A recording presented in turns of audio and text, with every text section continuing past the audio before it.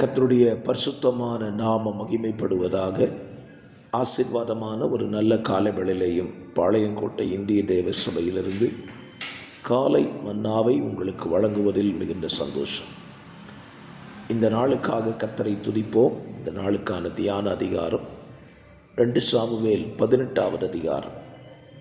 இந்த அதிகாரம் தாவீதின் சேவகருக்கும் அப்சலோமின் சேவகருக்கும் இடையே நடந்த யுத்தத்தில் அப்சலோம் கொல்லப்படுவதையும் தாவீதின் சேவகர் வெற்றி பெறுவதையும் இந்த அதிகாரத்தில் நீங்கள் வாசிக்க முடியும். இந்த அதிகாரத்தினுடைய முடிவிலே தன் மகனாகிய அப்சலோமுக்காக தாவீது கதறி அழுகிறதையும் இந்த அதிகாரத்தில் நீங்கள் வாசிக்கலாம். இந்த அதிகாரத்திலிருந்து தேவன் நம்மோடு இன்றைக்கு என்ன பேச விரும்புகிறார்? யுத்தக்களத்தில் நடந்த செய்தியை கொண்டு செல்லும்படி தீவிரப்பட்ட 2 மனிதர்கள், ஒன்று கூஷி, இன்னொன்று சாதோக்கின் குமாரனாகிய அகிமாஸ். 2 பேருமே செய்தியை கொண்டு போகக்கூடியவர்கள்தான்.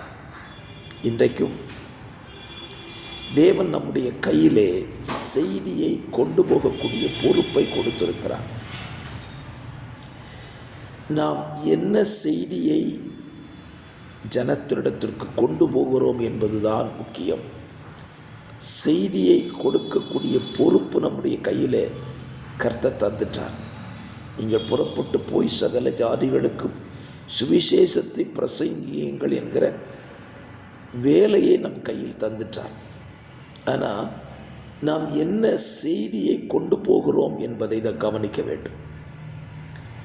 கூஷி கொண்டு போகிற செய்தி மரண செய்தி, அகிமாஸ் கொண்டு போன செய்தி வெற்றியின் செய்தி. இன்றைக்கு நம்முடைய தேசத்தின் நடுவிலே நாம் இன்றைக்கு என்ன செய்தியை கொண்டு போய் கொண்டிருக்கிறோம் என்பதை சற்று சிந்தியுங்கள். இன்றைக்கு இந்த தேசத்துக்கு தேவை சுவிசேஷத்தின் செய்தியும் எச்சரிப்பின் செய்தியையும் நாம் கொண்டு போக வேண்டும். சுவிசேஷம் என்பது இயேசுதான் இரட்சகர். இது சுவிசேஷம். இயேசு இல்லாமல் மீட்பர் இல்லை, இயேசு இல்லாமல் பாவ மன்னிப்பு இல்லை, இயேசு இல்லாமல் எந்த நன்மையும் பெற்றுக்கொள்ள முடியாது. எச்சரிப்பு என்ன? இயேசு சீக்கிரம் வரப்போகிறார். அவரை சந்திப்பதற்கு நீங்கள் ஆயத்தமாகுங்கள் என்கிற செய்தியையும் நாம் சொல்ல வேண்டும். அகிமாசுக்கு வெற்றியின் செய்தியை மட்டும் சொல்ல தெரிந்திருந்தது. ஆகவே இந்த காலவெளியிலே நீங்கள் எந்த செய்தியை இந்த உலகத்துக்கு கொண்டு போய் கொண்டிருக்கிறீர்கள் என்பதை சற்று யோசித்து நல்ல செய்தியை கொண்டு போங்கள். கர்த்தர் உங்களை நிச்சயமாகவே கர்த்தர் உங்களை ஆசீர்வதித்து காப்பாராக என்று சொல்லி வாழ்த்துகிறேன். God bless you.